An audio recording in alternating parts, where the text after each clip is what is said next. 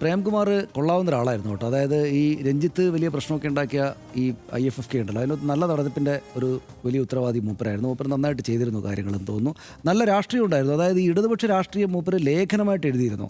നമ്മൾ സിനിമ നടനായിട്ട് കണ്ട ആളാണല്ലോ, പക്ഷേ അത് നല്ല നിലക്ക് അതുമാത്രമല്ല അദ്ദേഹത്തിന് മേഖല എന്ന് തിരിച്ചറിഞ്ഞാണ്.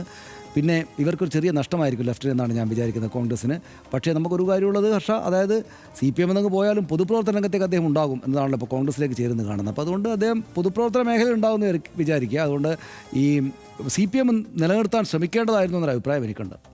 തീർച്ചയായും ഇത് പക്ഷേ ഇതിപ്പോൾ ആ ഒരു ആൾ മാത്രമല്ല കേട്ടോ. ഇപ്പം നമ്മൾ അങ്ങനെ പേരുകൾ എടുത്ത് നോക്കിയാൽ ഇപ്പോൾ ഐഷ പോറ്റി മുതൽ അങ്ങനെ നോക്കണമല്ലോ. അപ്പോൾ അത് CPM MLA ആയിരുന്ന ആളാണ്.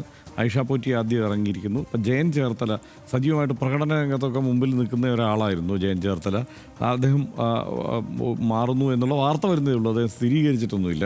ഇപ്പോൾ എ സുരേഷ് സ്ഥാനാർത്ഥിയാകാൻ പോകുന്നു. പ്രേംകുമാർ മാറുന്നു, പ്രേംകുമാറിനെ ചിലപ്പോൾ സ്ഥാനാർത്ഥിയാക്കിയേക്കും മണ്ഡലത്തിൽ എന്നൊക്കെയുള്ള ചർച്ചകളും കേൾക്കുന്നുണ്ട്. പക്ഷേ അത് ഈ സാമുദായിക സമവാക്യങ്ങളും മറ്റ് പല കാരണങ്ങളും കൊണ്ട് അത്ര എളുപ്പത്തിൽ തിരുവനന്തപുരം ജില്ലയിൽ സാധ്യമാകുന്ന ഒന്നല്ലത്. മാത്രമല്ല നാടാർ സമുദായത്തിൽ നിന്നൊരാൾ വരണം എന്നുള്ള മട്ടിലൊക്കെ ചില മണ്ഡലങ്ങളിൽ നോക്കുന്നുണ്ടെങ്കിൽ അവിടെ നേരത്തെ തന്നെ കോൺഗ്രസിൻ്റെ പ്രവർത്തകരായി അടിയുറച്ച പ്രവർത്തകർ കാലങ്ങളായി പണിയെടുക്കുന്ന ആളുകൾ വേറെ നിൽപ്പുണ്ട്. അപ്പോൾ അങ്ങനെയൊന്നും ആ നിലയിലേക്ക് കൊണ്ടുവരും എന്നെനിക്ക് തോന്നുന്നില്ല. പിന്നെ ഈ ഇവരെയൊക്കെ പരിഗണിക്കുന്ന മണ്ഡലങ്ങളുടെ കാര്യങ്ങളിൽ ഒരു പ്രത്യേകത എന്താണെന്നറിയാമോ? ഇപ്പോൾ പ്രേംകുമാറിൻ്റെ കാര്യം എടുത്താലും എ സുരേഷിൻ്റെ കാര്യം എടുത്താലും വരുന്ന വാർത്തകൾ വെച്ച് എ സുരേഷിൻ്റെ ഏതാണ്ട് സ്ഥിരീകരിക്കപ്പെട്ടു കഴിഞ്ഞു. ഒരു പ്രധാനപ്പെട്ട കാര്യം, അവിടെ BJP വളരെ നിർണായക ഘടകമാണ്. അവിടെ അതായത് അവിടെ ദുർബല സ്ഥാനാർത്ഥികൾ എന്ന മട്ടിൽ ആണോ ഇവരിതിനെ അവതരിപ്പിക്കുക, ആ മട്ടിലായിരിക്കുമോ സംഭവിക്കുക എന്നുള്ളതാണ് ഏറ്റവും ഗുരുതരമായ കാര്യം. വേറൊന്നുമല്ല, ഇപ്പോൾ എ സുരേഷിനെ പോലെ ഒരാളെ അവിടെ അവതരിപ്പിക്കുമ്പോൾ എ സുരേഷ് ആരാണെന്ന് ആ മണ്ഡലത്തിൽ എല്ലാവർക്കും അറിയാം. അദ്ദേഹം വളരെ ഫെമിലിയറാണ്. പക്ഷേ അദ്ദേഹത്തെ ജയിപ്പിക്കേണ്ടതാണോ എന്നുള്ളത് കൂടി ജനം ആലോചിക്കും.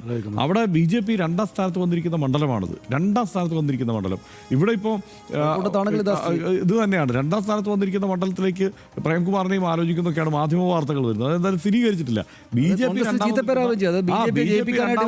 സ്ഥലങ്ങളിൽ ഇതുപോലെ ദുർബലരായ ഒരു സ്ഥാനാർത്ഥി എന്ന നിലയ്ക്ക് ആ മട്ടിൽ ദുർബലരാണ്. അവർക്ക് കോൺഗ്രസിന്റെ സംഘടനാ സംവിധാനം എന്താണെന്ന് അറിയില്ല.